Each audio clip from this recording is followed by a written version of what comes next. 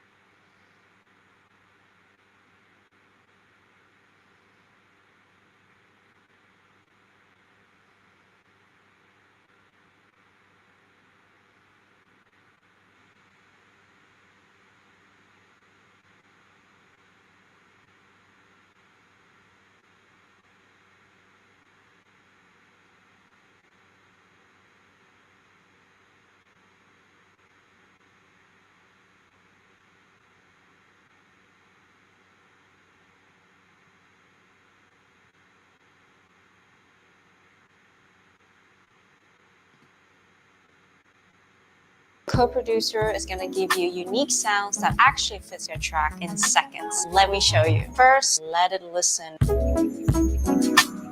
Looking for a vocal chop. Always be there. This is nice. So joining me now is former Secretary of Defense and Director of the CIA, Leon Panetta. And Secretary, you were a very outspoken critic of that Helsinki summit, of those optics there. Do you think it could be different this time around? Well, for the sake of the United States or for the sake of the world, I hope it is, because that press conference in Finland was a disaster. To have the President of the United States stand up and say that he accepts Russian intelligence over the United States intelligence sources was a disaster. And it made the President of the United States. This is an NBC News special report. Here's Tom Llamas. And good evening. We are coming on the air with a lot of breaking news right now on a historic day here in Alaska. Any moment now, President Trump is set to speak at a news conference after he met face-to-face with Russian President Vladimir Putin about the future of the war in Ukraine. The Kremlin has said that their negotiations have wrapped up, and they said Vladimir Putin will appear with President Trump at the news conference we are expecting at any moment there on the left hand of your screen. Both world leaders shaking hands during a red carpet welcome earlier at Joint Base Elmendorf-Richardson. Putin was seen smiling while hitching a ride with President Trump. That moment followed by a high-stakes meeting between the U.S. and Russian delegations. It comes as President Trump tries to reach a ceasefire and a peace deal that could end the 3 years of fighting and all of that killing in Ukraine. I want to get straight to our chief White House correspondent, Peter Alexander, who was there at that news conference. Peter, the schedule changed pretty dramatically. What do we know at this hour? Yeah. Tom, that's exactly right. We are inside the room, just about 100 to 200 feet away from where the delegations had been meeting for most of the last 2 to 2.5 hours. Donald Trump and Vladimir Putin not holding a one-on-one, absent the time they spent together in the presidential limousine, but they're joined by, on the U.S. side, the Secretary of State, Marco Rubio, as well as the Special Envoy, Steve Witkoff, and alongside Vladimir Putin, some of his top advisors as well. It was our expectation that there would be an expanded meeting where the delegations would bring in additional advisors over lunch to gather. It's not clear whether that took place, but what is clear is that we do expect to hear from both President Trump and Vladimir Putin very shortly here on Joint Base Elmendorf-Richardson. This was a stunning turn of events. This was not how we anticipated. The expectation was this could go on for quite some time. The president has detailed what his expectation was coming into the day when he was on Air Force One shortly after departing Washington, D.C. He said he was hoping to come away with a ceasefire, and that in his words, he would not be happy if that didn't happen today. The president has also said in recent days, Tom, that he would be willing to leave, in effect. First, he said he would know after the first couple of minutes of his meeting with Vladimir Putin whether Putin was open to a deal, a ceasefire or a wider peace deal. And he said that if things went south, in effect, that they went sideways, that he was very willing to walk away, that there wouldn't be a joint news conference, that he would take some questions and immediately head home. So at least by his own standard, by that metric, it appears that some progress was made. In exactly what form, we wait to see. Certainly a lot of questions for Vladimir Putin as we reach now 3.5 years into this awful war. And there have been so many eyes focused on this in anticipation, with the relentless bombardment of Ukraine continuing by the Russians. Vladimir Putin, among the questions today will be Donald Trump has had a complicated relationship with Putin, dating back to Helsinki in 2018, where the two held a joint news conference. And at that time, Donald Trump, in effect, sided with Vladimir Putin as it related to Russian interference in the 2016 election over the assessment of the U.S. intelligence community. But more recently, the president has been much more critical of Putin, saying, in effect, that when they speak, Putin is quite nice, but it turns out as he watches, the president watches more headlines of more attacks killing soldiers and civilians alike, that Putin's words are meaningless. So among the questions we'll be looking to ask today, why Donald Trump can trust Vladimir Putin, that he would not continue with this invasion if an agreement is reached here. But the bottom line is we do anticipate much earlier than initially expected to hear from both President Donald Trump and Vladimir Putin just moments from now. Tom. Peter, take our viewers into what you think may be happening right now. And of course, a lot of this is fluid. There's a lot we don't know at this hour. We're going to learn in a few moments as soon as those two world leaders take to that stage. But you've covered a lot of these bilateral meetings. We saw the schedule today. What stands out to me is that this was going to be the last event for the day before Vladimir Putin jumps back on his jet and heads to Moscow, and President Trump heads back to Washington, D.C. Having covered a lot of these meetings, what can we read from these tea leaves? Again, the Russians earlier today said this meeting could last 5 to 7 hours. We're about less than 3 on our clock right now. What can we sort of glean from that? This is what Jared looked like before he went through our superhuman program. And if you didn't notice, he's an amputee without a leg. You know, Tom, it's a good question. I think that's what all of us are waiting to see the answer to. I will say that the images we've seen already today were not only historic, they were also striking, and certainly in the eyes of some of the presidents, President Putin and President Trump's critics, I think they may have been startling to see Vladimir Putin in the back of the presidential limousine, where he was chuckling, laughing, smiling. The two of them, though there wasn't a one-on-one, in effect had a one-on-one privately with what we believe were no interpreters in the vehicle at that time. So what were they speaking about during that short visit? But recognize, I think, as we anticipate this dramatic moment here, that Donald Trump, throughout, dating back to his time as a businessman successfully in New York, as a television producer, really is the producer of this presidency. And we watched it play out in real time a bit earlier today as the two men. And Bro, that shit was kind of look bad, bro. That shit was kind of look bad the way it was. The sitting in the back of that in the same car, bro. That shit was kind of bad. Almost at the exact time, descended the staircases from their aircraft. They walked down that red carpet, shaking hands, as Russian media noted, for about 15 minutes in total, 15 seconds, excuse me, in total. Donald Trump patting Putin's hand as they shook, the two sharing smiles and brief exchanges before they walked up on top of that platform where they were framed by American fighter jets, a U.S. warplane surrounded by other fighter jets flying overhead, ultimately before they entered the beast, the presidential limousine. So a lot of this choreography appears to be that Donald Trump has become so known for The one thing we don't know is what Right. happened in those private moments that the two shared, not only in the Beast, but behind closed doors here as well. We thank you for that, Peter. Stand by for us. If you're just joining our coverage right now, we are waiting at any moment for both President Trump and Vladimir Putin to take the stage there at Joint Base Elmendorf-Richardson and start their news conference and possibly take questions. We are live all over the world tonight for this historic moment. I want to go live to Ukraine right now as we await the two leaders. Richard Engel is there. And Richard, you heard Peter's reporting. We saw all those images today, including that image of Vladimir Putin in the back of the Beast, smiling and waving. And already those images and the warm welcome he got here in Alaska is being broadcast throughout Ukraine. Oh, 100%. The state television here and all of the news channels in this country are covering this wall to wall. And they've been highlighting the fact that President Trump greeted Vladimir Putin warmly, that they shook hands, all the things that you and Peter were just talking about. And they also, it wasn't lost on anyone here, they also noticed how different that was to when Vladimir Putin visited the White House earlier this year and got questioned about why he didn't wear a suit, and that that visit ended early, and many felt that Zelensky was bullied by President Trump and his inner circle.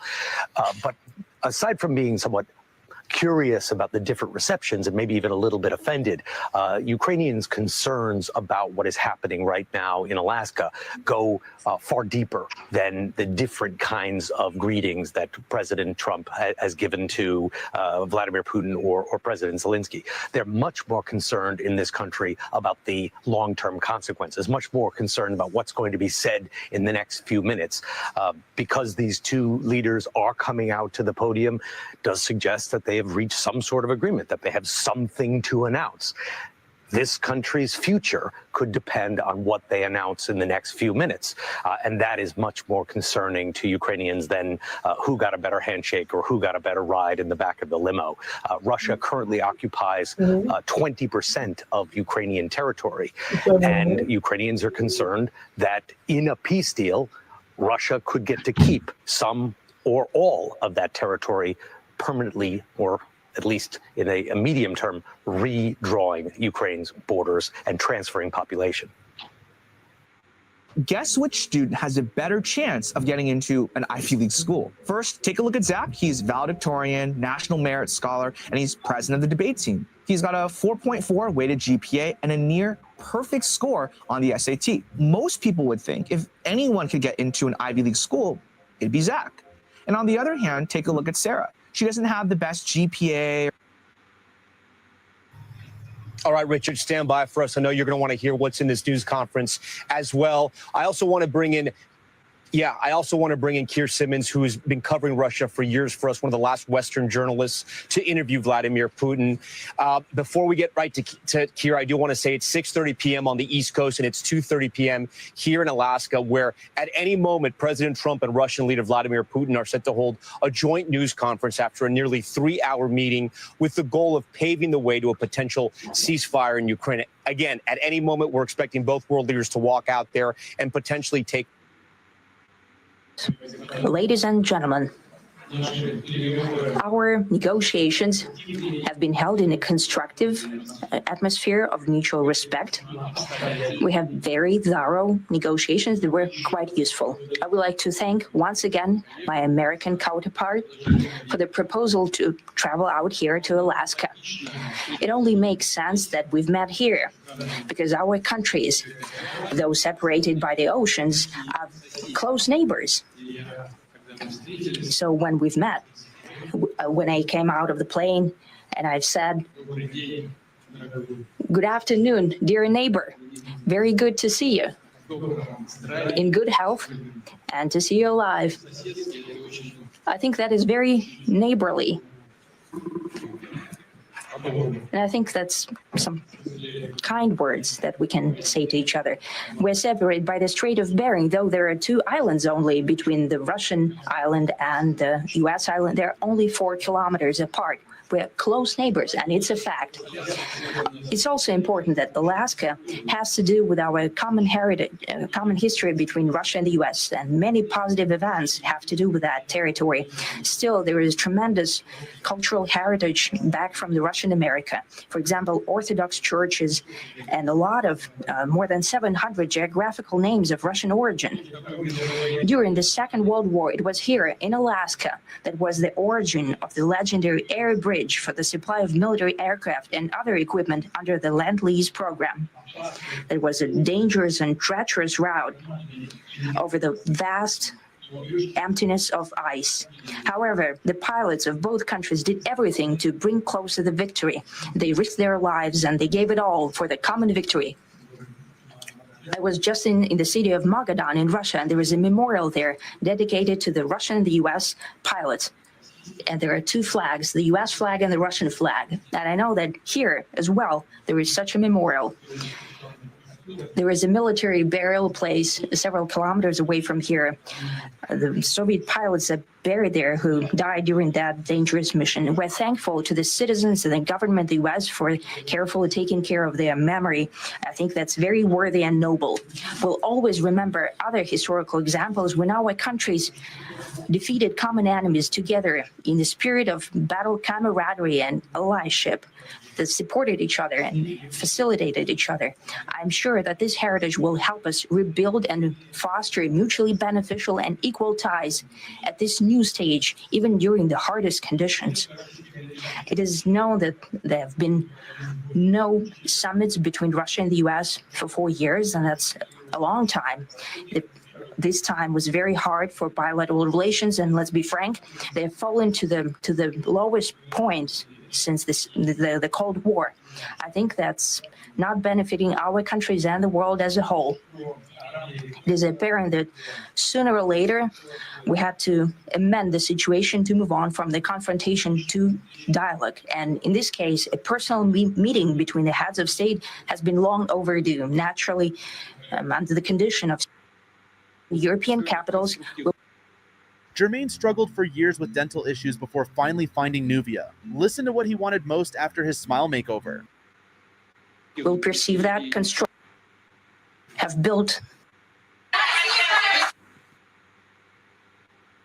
And many points were agreed to. There are just a very few that are left. Some are not that significant. One is probably the most significant. But we have a very good chance of getting there. We didn't get there, but we have a very good chance of getting there. I would like to thank President Putin and his entire team, whose faces, who I know in many cases, other than that, whose faces I get to see all the time in the newspapers. You're almost as famous as the boss. But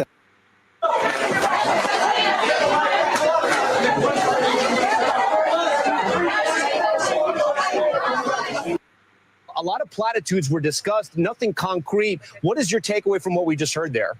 Hey, Will, can you hear me?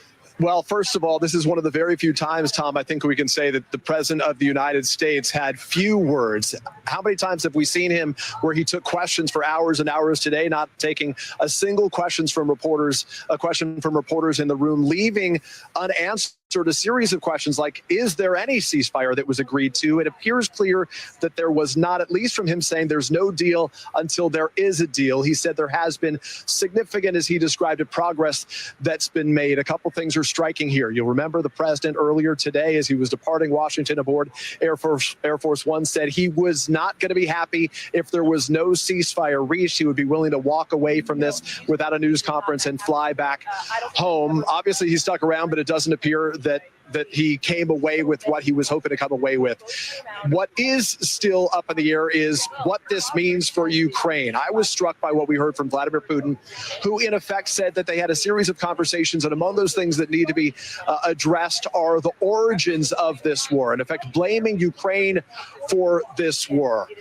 I think most would agree, all should agree, that this was a war started by Russia, but it's unclear if Donald Trump supports the idea of an independent sovereign Ukraine next door to Russia, why he would trust Vladimir Putin to stop the killing of soldiers and civilians alike. There are so many questions that remain unanswered. It's not just the future of Ukraine that remains up in the air, but ultimately its impact throughout that region. We're going to be working our sources right now. We are told that the reporters who were traveling aboard Air Force One have already been rushed out of the room gathering. That would indicate that they are going to be heading home very soon, that there are no extended conversations to take place later. But honestly, Tom, we've really never seen anything like this from a president who produced much of today's events right now and left with sort of leaving us again with a cliffhanger in effect.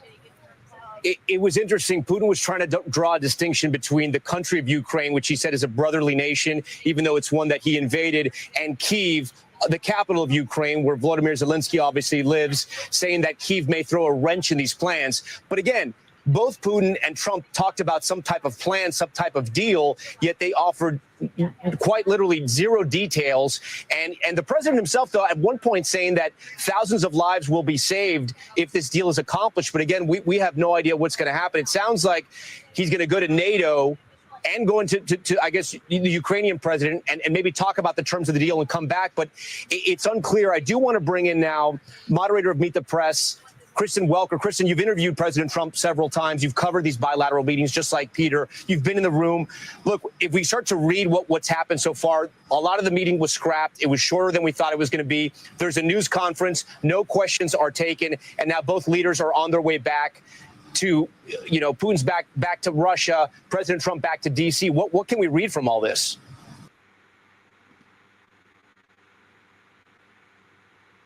Your field team calling you 24/7? Give them something better than your phone number. Connect Team's team management app. While Dave's on nonstop phone calls getting questions about tasks and scheduling changes, he could have used Connect Team to add any detail to any job. Keep everyone synced and even chat with his team right from the app. And while Dave's chasing down... So joining me now is former Secretary of Defense and Director of the CIA, Leon Panetta. And Secretary, you were a very outspoken critic of that Helsinki summit, of those optics there. Do you think it could be different this time around? Well, for the sake of the United States and for the sake of the world, I hope it is, because that press conference in Finland was a disaster. To have the President of the United States stand up and say that he accepts Russian intelligence over the United States intelligence sources was a disaster. And it made the President of the United States look very weak as a result of that. So I'm hoping that in this summit, the President understands that if he is going to achieve anything, he has to be very strong, and he has to recognize that Putin cannot be trusted. That's what intelligence really tells us, that Putin cannot be trusted. So should the president, no matter the outcome here, stand on a stage and answer questions from reporters with Putin? I worry about that because of what happened in Finland. I think it would be far better for the president to have a separate news conference and Putin to do the same thing. But it also depends on what happens at this summit. I suspect, look, the only predictable thing about this summit is that it is totally unpredictable in terms of what will happen. I think that if this becomes a summit in which each are trying to feel each other out, in which there are no clear decisions about where it's headed, then it's really going to be a question of what was the value of having the President of the United States and the head of Russia actually sit down. I think the key here, very frankly, is that the president cannot walk away from this summit without getting a ceasefire. A ceasefire is critical right now. We've got to stop the killing. The president himself wanted to get a ceasefire. Zelensky agreed to a ceasefire. Putin is the one who refused to accept the ceasefire. The one thing that has to come out of this summit is a ceasefire. And hopefully then an approach to getting both Putin and Zelensky together to talk about territorial issues and to talk about future security. That would be the best result. And if that happened, then I'd say they could have a joint press conference. But if that doesn't happen, they better each go their own way. And it seems as though Putin could be using this to size up President Trump, his seriousness about making good on his threats. And from your experience with the CIA, you know Putin is a former seasoned KGB officer. How could he leverage intelligence to try to maneuver this meeting with Trump? Oh, there's no question he will. I think it was my friend Bob Gates who once said that when you look at Putin, what you see is KGB, KGB, KGB. And that's true. He is a former KGB agent. He knows how to use intelligence. He's tough. He's got an encyclopedic mind. As I said, he cannot be trusted, and he will try to manipulate the president. When two people sit down and one individual has a real tight hold on what history is all about, knows the facts, knows where he wants to go, knows what he wants to be able to achieve, and knows that he has somebody he's facing who can be ambivalent and weak, then make no mistake about it, Putin will take advantage of all of that. And that's where the president of the United States has to recognize that he cannot be manipulated in this meeting. He's there because he wants peace. And that's what should be achieved. And if that is not achieved, then this will be a win for Putin in every way. You have said in the past that Putin could be, quote, cultivating Trump as a source. Explain to us what you mean by that.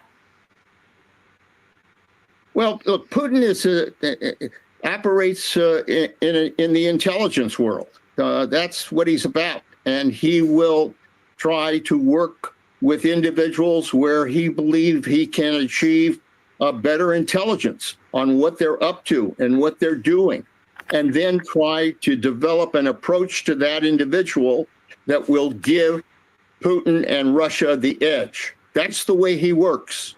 This is not somebody who basically kind of walks into a meeting and just wants to chit-chat. He's got a set of clear objectives. I mean, that's one of the problems in this summit is one of these individuals is well prepared, knows history, knows what he wants to achieve, and is very tough, cannot be trusted. That's the kind of individual Putin is. The other, frankly, is not very well prepared, does not have a good sense of history, likes kind of the theater effect of having two people sitting down at a major summit. And I don't know whether or not he's got some clear objectives here. So that's the difference. And that, frankly, gives Putin the edge in terms of the summit. And that's what concerns, I think, a lot of people, that ultimately they will meet and nothing will come out of the summit. All eyes, of course, across the world are on this summit. Secretary Leon Panetta, thank you so much for your insight.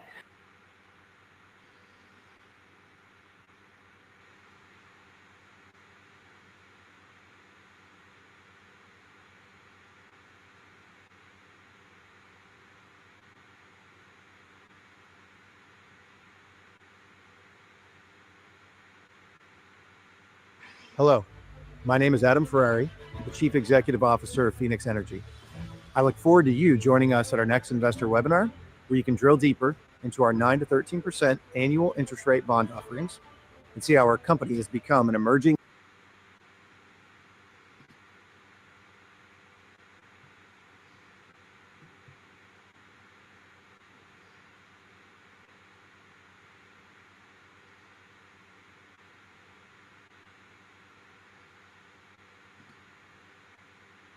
And I want to bring in now Igor Novikov, who is the former advisor to Ukrainian President Zelensky, who is now in Ukraine right now. And Igor, you have your finger on the pulse of what's happening there and how people are feeling inside Ukraine as they're watching what's unfolding in Alaska today. What are you hearing from people on the ground?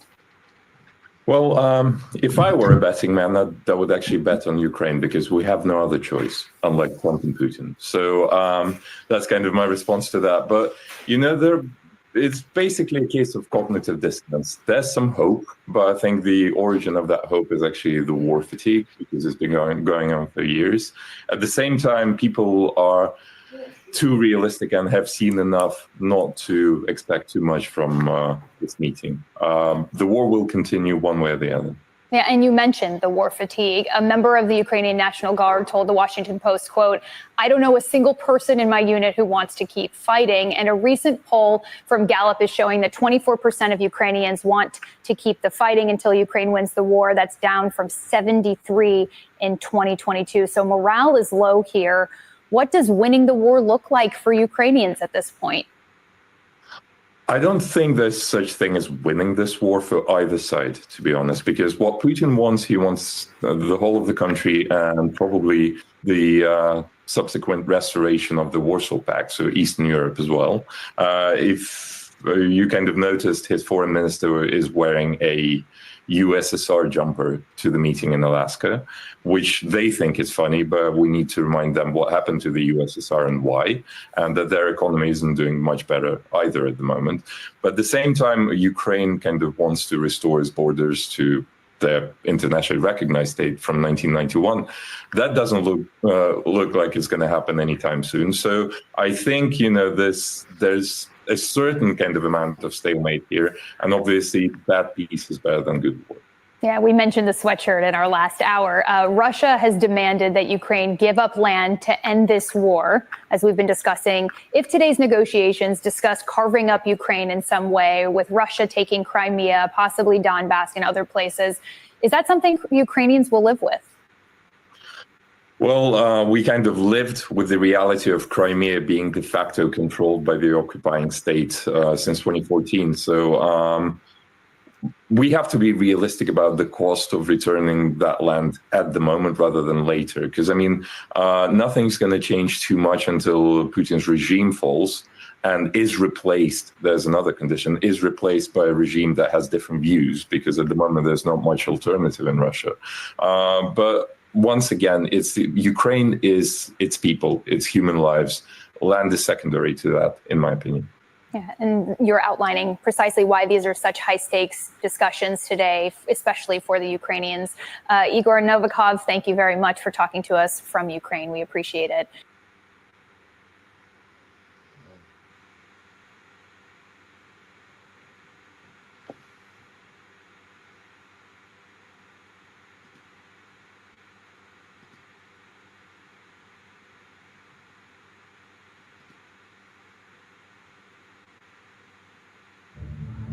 We live in strange times.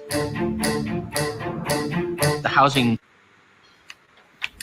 We all know that Trump is highly susceptible to flattery. It's kind of his thing, especially when it comes to Vladimir Putin. Just take a look at the way Trump spoke about the praise he received from Putin back during his first term and his 2016 campaign.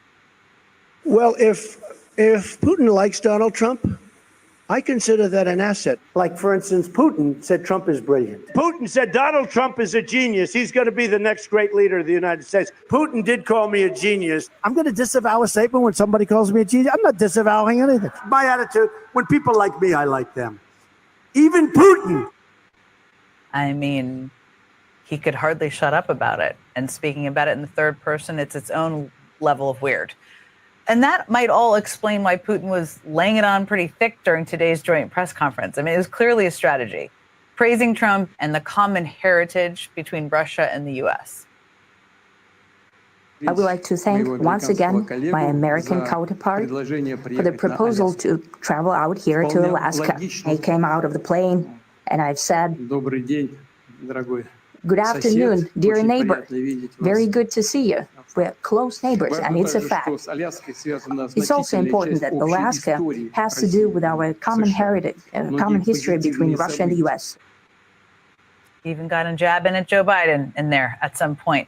But it's all interesting. Joining me now is former UN ambassador and national security advisor under President Obama, Susan Rice.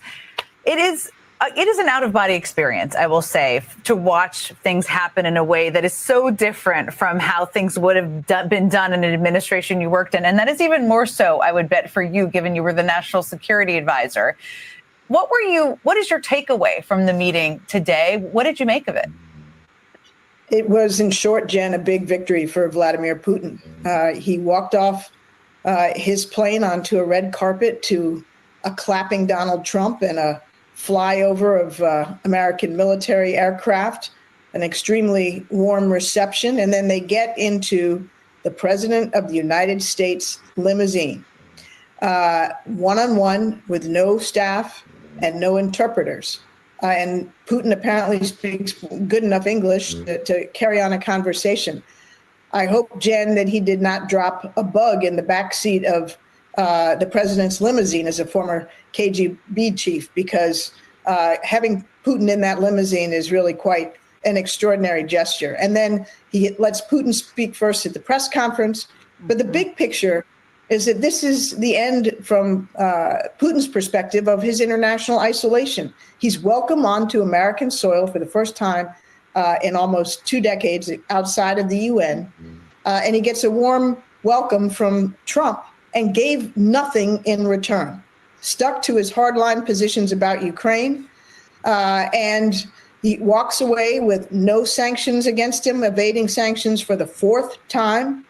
He walks away with no ceasefire, vague discussion about an agreement that nobody understands. And he's in a stronger position than when he arrived. And Trump, frankly, it's not clear what he got, except some, backhanded BS about how a war wouldn't have happened if Trump had been president, which is something Trump loves to say. And that literally might be the only thing Trump got out of this whole charade.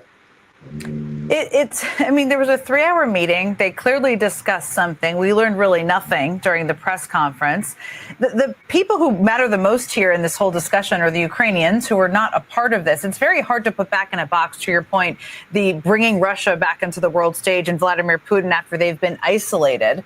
But if there were a path forward here, if there were a path toward peace, if there were a path toward a ceasefire, what kind of leverage does the United States have that a president who really wanted to get there could actually use? Well, the way this should have been done, first of all, this summit should not have been held on U.S. soil. It should have been held in a neutral location if you're going to hold it in the first place. And ideally, obviously, would have had Zelensky present. But if this were meant to be preparatory towards a trilateral with Zelensky, you would want to put the United States and Ukraine in the strongest possible position going in. That would have meant having imposed the secondary sanctions, as well as tariffs that he had threatened and promised multiple times, not just on India, but also on China, which is Russia's biggest trading partner and supplier of military equipment. You would have ramped up military assistance to Ukraine in a very significant and sustained way. And you would have demonstrated at every turn that we remain in lockstep, full square together with our European allies and with the Ukrainians and Zelensky. He really didn't do that. He didn't lay the table to come into that summit from a position of strength and make it very clear to Putin that this was his last and best chance to commit to a ceasefire. Had he done that, we might have seen a different outcome. Hard to tell, but that was the best way to exert the leverage that you asked about. There would have also been a process led by an actual real national security advisor who had that as a full-time job leading up to a summit where there were negotiations in advance, which clearly didn't happen. One of the other things that was striking, and you were, of course, the national security advisor in 2016, and during that whole period, was that we got news earlier this week that there's evidence that Russia reportedly hacked our federal court system, but there's no evidence that subject even came up. Instead, Trump called the probe of Russian interference a hoax.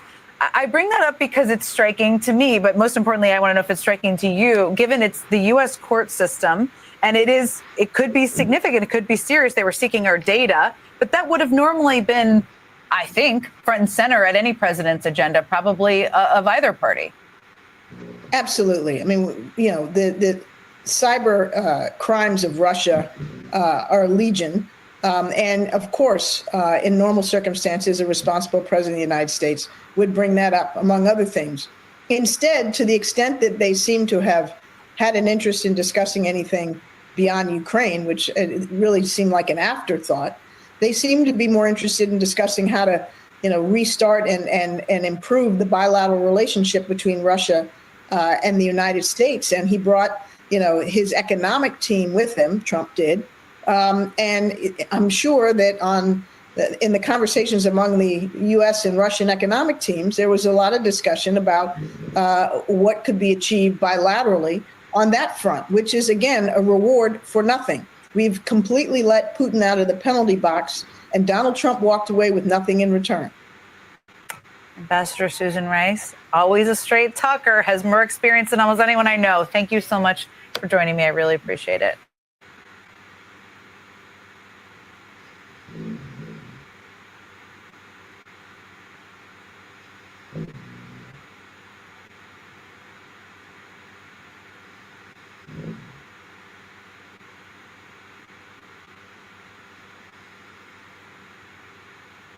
Audiobooks are no longer optional for authors. They are essential. Hi, I'm Sarah from Spines, an online publishing platform trusted by thousands of authors worldwide. I know that once you've poured your heart into writing a book, taking the next step, bringing it to life in audio, can seem overwhelming. Spine's revolutionary audiobook services not only convert your text into sound, but do it with a personal touch you will love. Imagine this. Our state-of-the-art AI takes your book and generates a lifelike narration that you can review before it's finalized. Then our professional proof listeners give your audiobook a detailed check to make sure every word in it shines. With Spines, you can also use your own voice. By recording just 1 to 3 minutes of your voice, we will tailor the narration so it sounds just like you. Even after it's done, you can fine-tune it, adjust pauses, add emphasis, or even a musical note. Plus, our vast distribution network gets your audiobook into 100 plus retailers. And we offer translation services for a global audience. At Spines, we take your written word and turn it into a professional, market-ready audiobook,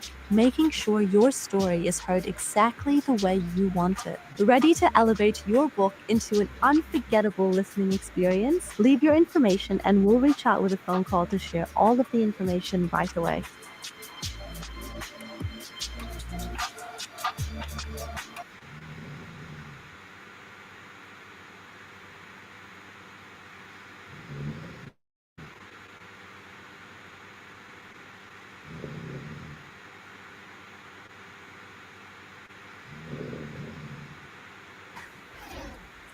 Paul Krugman is back by popular demand, even though one prominent viewer with no influence over this program attacked Professor Krugman after his last appearance here. Donald Trump leveled an insult at Paul Krugman, far worse than anything ever said about a Nobel Prize winning economist, but not as bad as many of the things Donald Trump has said about me. Professor Krugman will be given an opportunity here tonight to reply to Donald Trump's insult, if he dares. But we begin our discussion with some of the economic news of the day. Core inflation, which excludes food and energy prices, rose by 3.1% last month, the fastest annual pace in 5 months, the New York Times reports. The July data, which was released by the Bureau of Labor Statistics, provides a clear sign that businesses are being affected by tariffs. Some have begun to pass along those related costs more readily to their customers after a prolonged period of muted price gains. The economy is weaker because of tariffs, said Stephen Stanley, chief U.S. economist at Santander. Businesses are being very cautious. They're not investing. They're not hiring, he added, noted that consumers were also pulling back in the face of higher prices. And predictably, at 10:24 a.m., Donald Trump tweeted, quote, "Tariffs have not caused inflation or any other problems for America other than massive amounts of cash pouring into our Treasury's coffers. 100% of the tariff cash pouring into the Treasury comes from the United States of America, and only the United States of America. No foreign country has ever paid and never will pay a tariff imposed by this country." And there is only one president in the history of the United States who publicly insists that he doesn't comprehend that simple fact about tariffs. Every penny of the $130 billion that the United States Treasury has collected in tariffs so far this year has been paid by Americans, American companies and individuals who have imported foreign goods into this country. They have paid those tariffs at the port of entry here in the United States.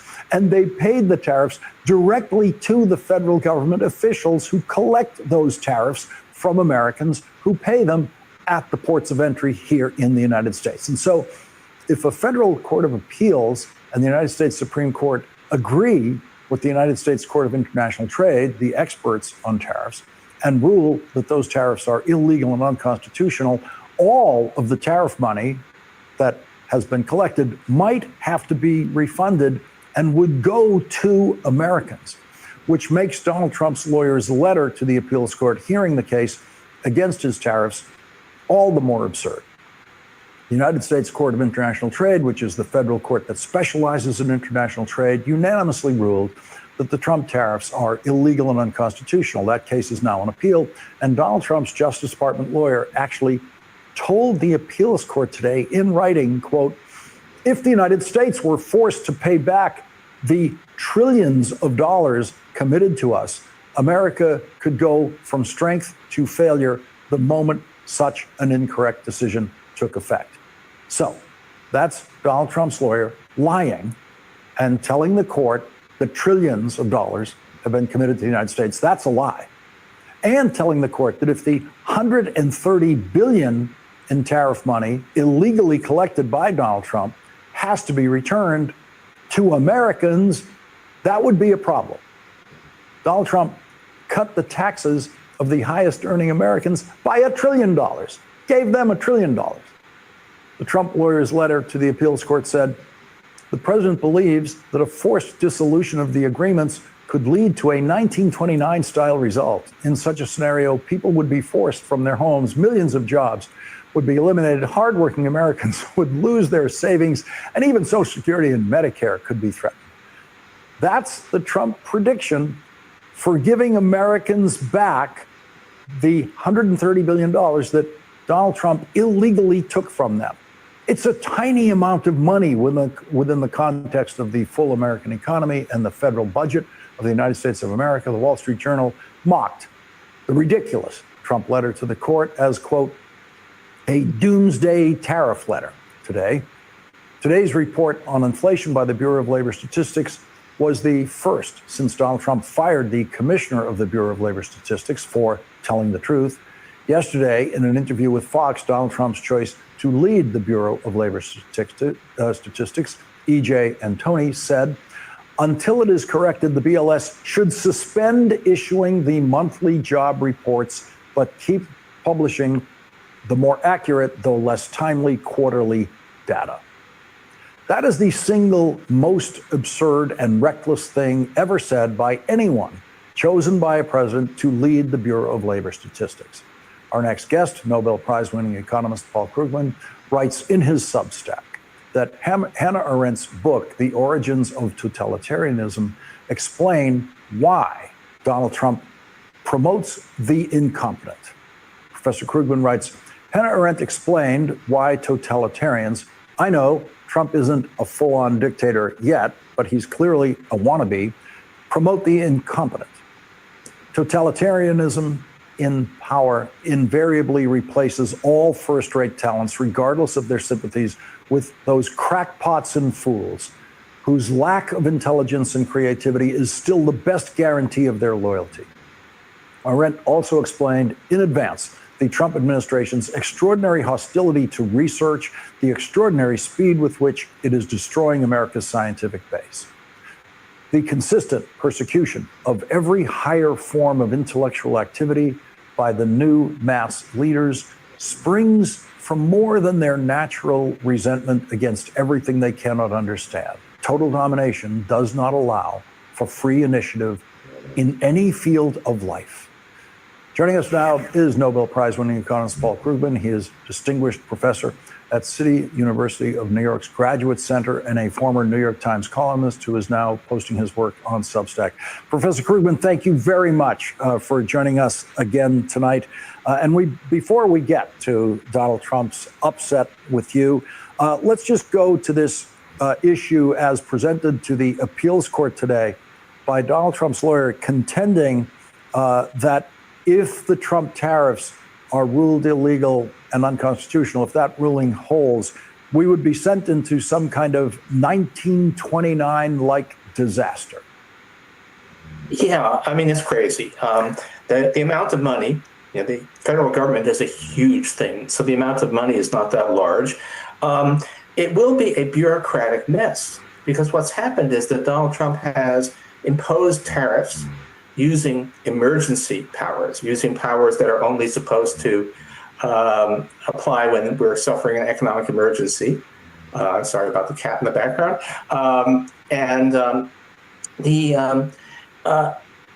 Which clearly we aren't, and Trump himself says things are great. The economy is booming. So by his own admission, the conditions for him to impose those tariffs don't exist.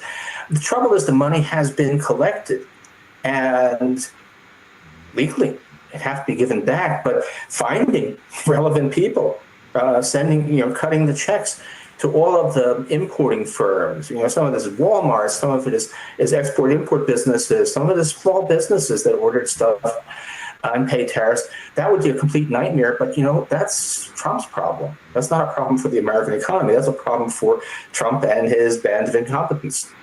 Well, the Treasury does know how to do it. It issues millions of tax refunds every year. They're set up for it. They've never had to do it because no president has ever done anything this crazy.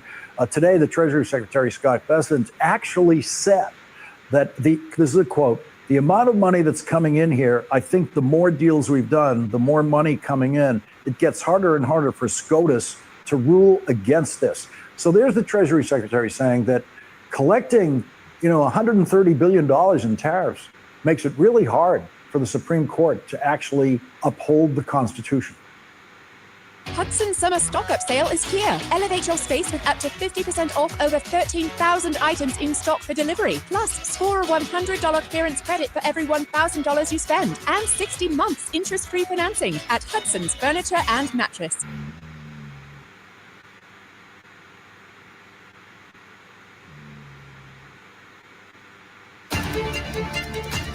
Innovation matters.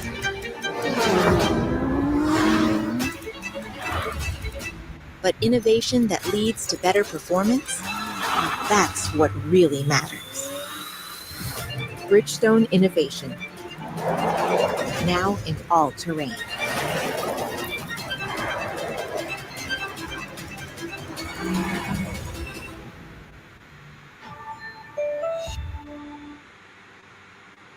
Yeah, we've stolen a lot of money, and it would be such a pain to have to give it back. So the Supreme Court must rule that it's legal. That's amazing. They are presenting in their argument to the court, which is really stunning. It's one thing for Donald Trump to go out there and lie to reporters, which he does every single day about tariffs. But now they're lying to the court about this notion that there are trillions of dollars in what they call deals that the court cannot unwind, when the court is actually going to find that no such deals exist. Yeah, well, that's going to be an interesting question. I mean, I don't trust this court, by the way. But, if the court does its job, there are no deals. We know what a trade deal looks like. A trade deal is a signed agreement that is passed by the U.S. Congress and signed by the president, and is also signed by foreign countries. We've done many of them over the years. Trade deals normally run to hundreds or thousands of pages. They specify everything. They have the force of law. This is just the Trump administration saying we have a deal. In many cases now, the foreign countries with which we've supposedly made deals have said, we didn't agree to that. Mm-hmm. The Europeans are going to give Donald Trump $600 billion in a slush fund. The European Commission says, no, we didn't agree to anything like that. So these are fantasy deals. And the idea that the Supreme Court is going to overrule the clear meaning of U.S. law and they might. I mean, given this Supreme Court, but the idea that they should ignore clear U.S. law on the basis of Trump's fantasies about the deals that he's made with other countries, that's really something. That's not the America I grew up in. So we have Donald Trump's choice to run the Bureau of Labor Statistics saying, no need to issue monthly data on this economy. Yeah. So first of all, that's illegal. It turns out that monthly reports on jobs are not an optional choice by the Bureau of Labor Statistics. The law says that it must issue reports every month. So this would be just another clear violation of law to stop issuing those reports. And of course, nobody thinks that they are seriously worried about problems with the data. This is all, one way to let Trump keep on boasting about how great the economy is to prevent the release of data that shows that it isn't. And that's basically what this is about. It's amazing. I keep on being astonished by just how bold they are in their hackishness here.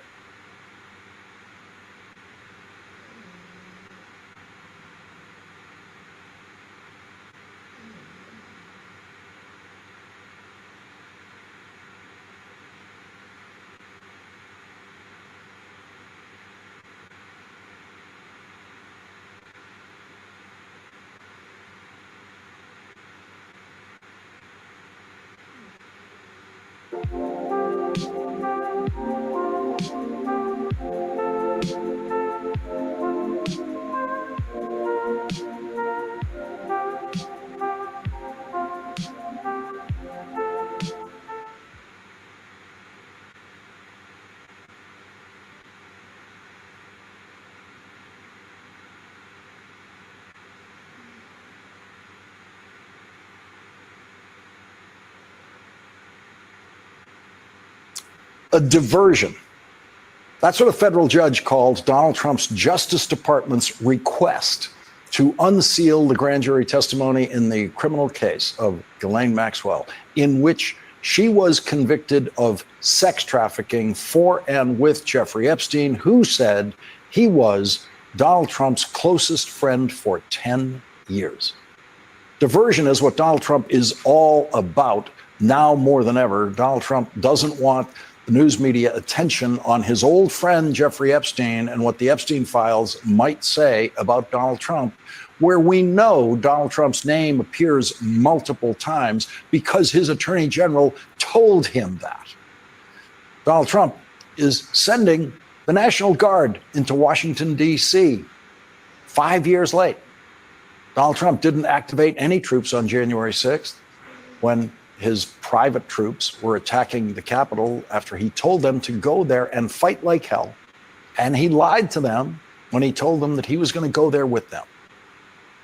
The biggest crime spree in the history of Washington, D.C. was on January 6th for Donald Trump, and Donald Trump did not send the National Guard that day. But now Donald Trump wants us all to be talking about his decision to send just enough National Guard troops onto the streets of Washington, D.C., so that news cameras can get pictures of them, the same pictures we've seen from Los Angeles, where the troops had absolutely nothing to do and are there for no reason at all, other than as a diversion from Donald Trump's relationship with Jeffrey Epstein, which may be described in the Epstein files in a way that Donald Trump wants to keep secret forever.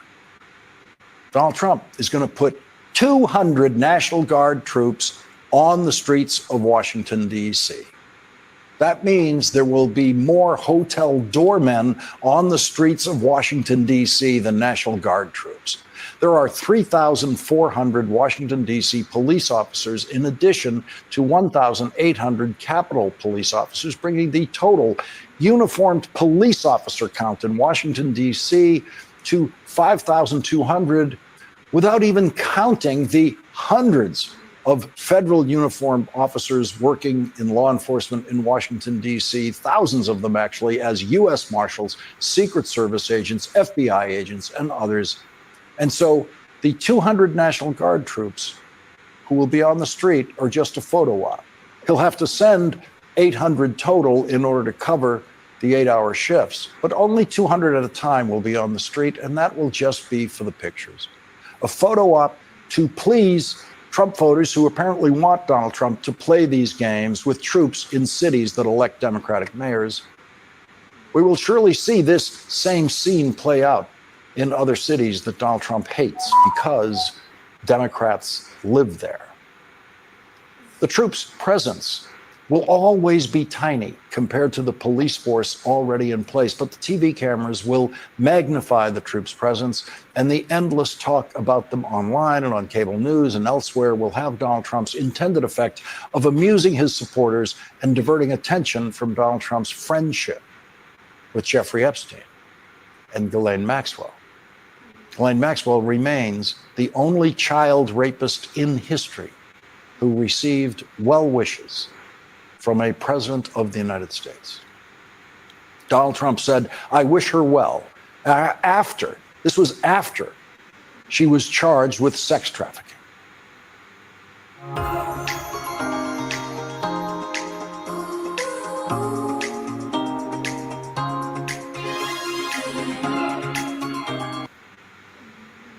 And after she was charged with sexually abusing children, that's when Donald Trump said, "I wish her well."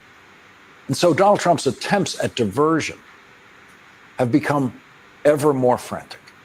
Donald Trump is using tariffs. He's using Vladimir Putin now. He's using whatever he can think of, whenever he can think of it, to create the kind of diversion that a federal judge found today when he denied the release of the transcripts of the Ghislaine Maxwell grand jury. In his 31-page ruling, the judge revealed what is in the grand jury transcripts. Now we know. The judge described the testimony to the grand jury without quoting any of it and reduced it all to this statement: there is no there there. The judge read the grand jury transcripts and wrote this in his ruling: the court's review confirmed that unsealing the grand jury materials would not reveal new information of any consequence. There's no there there. There's no new information in the grand jury transcripts. That's what the judge told us today, and that is what Donald Trump already knew before Donald Trump's attorney general and Donald Trump's deputy attorney general, who used to be Donald Trump's personal criminal defense lawyer, asked to have those meaningless grand jury transcripts unsealed. They knew there was no new information in the secret grand jury transcripts that was not already revealed at the Ghislaine Maxwell trial.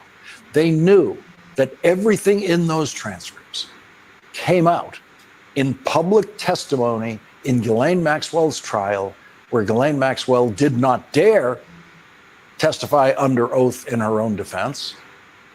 That's why the judge, who was asked to unseal the jury transcripts, calls it a diversion. The judge said there's nothing in those transcripts that we don't already know from Maxwell's trial. The judge said that the Trump Justice Department's argument for releasing the grand jury transcripts was, quote, demonstrably false. Demonstrably false. You could spend an entire career in the law prior to the Trump era and never see a federal judge describe the Justice Department's position as demonstrably false. But New York federal judge Paul Engelmeyer, who was appointed by President Barack Obama, said this about the Trump Justice Department's argument. Its entire premise that the Maxwell grand jury materials would bring to light meaningful new information about Epstein's and Maxwell's crimes or the government's investigation into them is demonstrably false. The judge described what happened in the Maxwell grand jury and in the Epstein grand jury, saying, quote, first, the grand juries in this case were not used for investigative purposes. They did not hear testimony from any firsthand witness to any event at issue. They did not hear testimony from any victim, eyewitness, suspect, or even a records custodian. Each grand jury received evidence on a single day. On that day, it heard testimony from one person, a law enforcement agent who, acting as a summary witness, testified to information obtained in the government's investigation to support the charges in the indictment. The agent responding to tightly structured questions from an assistant United States attorney, provided highly abbreviated hearsay accounts of the statements of select witnesses, the victims on whom the counts in the proposed indictment were based. The agent led the jury through a PowerPoint of exhibits, photographs, and business records. At the end of the testimony, the agent testified that he or she had not disclosed all that he or she knew, but had only responded to the assistant United States attorney's questions. Afterwards, each grand jury voted to return the proposed indictment. The judge revealed that the grand jury transcripts, quote, do not identify any person other than Epstein and Maxwell as having had sexual contact with a minor. They do not discuss or identify any client of Epstein's or Maxwell's. They do not reveal any heretofore unknown means or methods of Epstein's or Maxwell's crimes. They do not reveal new venues at which their crimes occurred. They do not reveal new sources of their wealth. They do not explore the circumstances of Epstein's death. Donald Trump knew all of that before announcing that his attorney general and his former criminal defense lawyer were going to request the release of the grand jury testimony. They knew that there was nothing in that transcript that had not already come out publicly in Ghislaine Maxwell's trial. The judge said it would be reasonable for a member of the public to, quote, conclude that the government's motion for their unsealing was aimed not at transparency, but at diversion, aimed not at full disclosure, but at the illusion of such. And that's exactly what we reported to you on this program on the very night that Donald Trump announced that he was going to ask for the grand jury transcripts to be released. The judge reviewed the Justice Department's public history of statements about the case before the Trump Justice Department asked to release the grand jury transcripts. The judge quoted a public memo released by the Attorney General and the FBI director when they announced that they would not release a single page of the Epstein files and that there was nothing more to investigate. The judge quoted the Trump Justice Department's memo saying, it is the determination of the Department of Justice and the Federal Bureau of Investigation that no further disclosure would be appropriate or warranted. In that memo, the Trump Justice Department and the Trump FBI said, we did not uncover evidence that could predicate an investigation against uncharged third parties. So, after Donald Trump's Attorney General and Donald Trump's FBI director studied the Epstein files, and they put thousands of FBI agents to work studying the Epstein files to find, among other things, every mention of Donald Trump's name, they discovered that the case should just be closed. They discovered that there is no one else who should face any charges and no one else who should even be the subject of any kind of investigation. Quote, we did not uncover evidence that could predicate an investigation against uncharged third parties. Donald Trump's old friend, Ghislaine Maxwell, was, to her delight, but surely not her surprise, moved from a federal prison in Florida to a minimum security facility in Texas located near her family, which one former federal prison official describes as a country club. That move came just days after Ghislaine Maxwell decided to submit to a meeting and discussion with Donald Trump's former criminal defense lawyer, who now just happens to be the Deputy Attorney General, Todd Blanche. Ghislaine Maxwell never felt safe talking to a federal prosecutor before or a federal agent of any kind, which is why she's never done it before. There's only one federal official in history who Ghislaine Maxwell was willing to talk to, and that's Donald Trump's former criminal defense lawyer, who is a friend of Ghislaine Maxwell's current criminal defense lawyer. Ghislaine Maxwell, no doubt, worried that she could be caught in lies if she ever spoke to a federal prosecutor before Todd Blanche, which is one reason why she never did it and why she never testified in her trial. Ghislaine Maxwell was already charged with perjury before her criminal trial and was not willing to run the risk of adding perjury charges by testifying under oath in her own defense. She didn't say one word in her defense during her sentencing hearing when she did speak in court directly to the judge.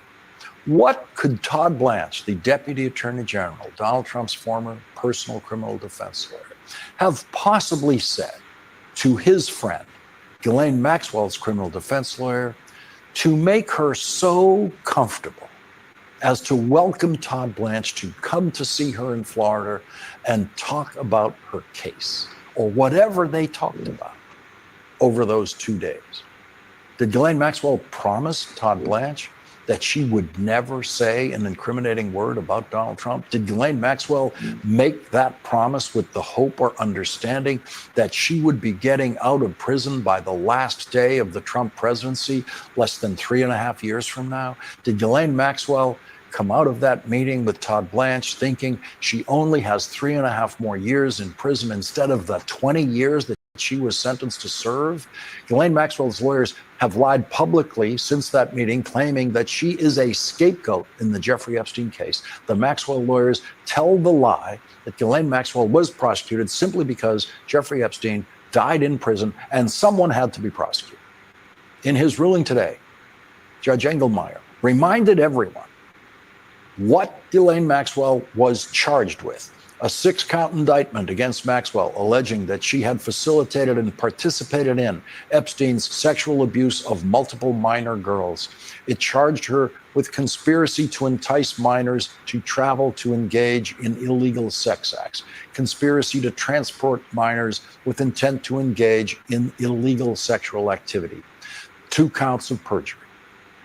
The judge then offered his description of what was proved beyond a reasonable doubt to the jury at Ghislaine Maxwell's trial, and there will be a flood of pardons issued on Donald Trump's last day in office, that's for sure. Most of them will be undeserving, many of them will be flagrantly scandalous, and some of the most outrageous pardons on that day may be chosen just to take some of the outrage away from a pardon of Ghislaine Maxwell, the pardon she may have earned already in her conversation with Donald Trump's former criminal defense lawyer, Todd Blanche. If the day comes when Todd Blanche and Donald Trump try to convince Trump followers that Ghislaine Maxwell was just a scapegoat who was unfairly prosecuted, what Judge Paul Engelmeyer wrote about her today should be remembered.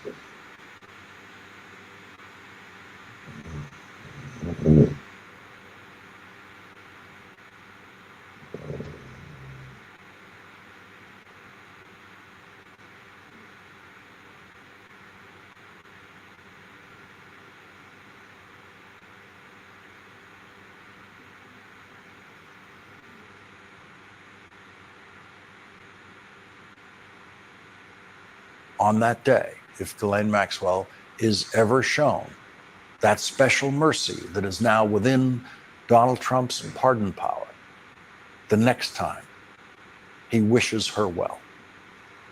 Judge Engelmeyer said that in her trial, it was proved beyond a reasonable doubt that Maxwell had been instrumental in an approximately decade-long scheme with Epstein to entice, groom, transport, and traffic numerous young women and underage girls to engage in sexual activity with Epstein.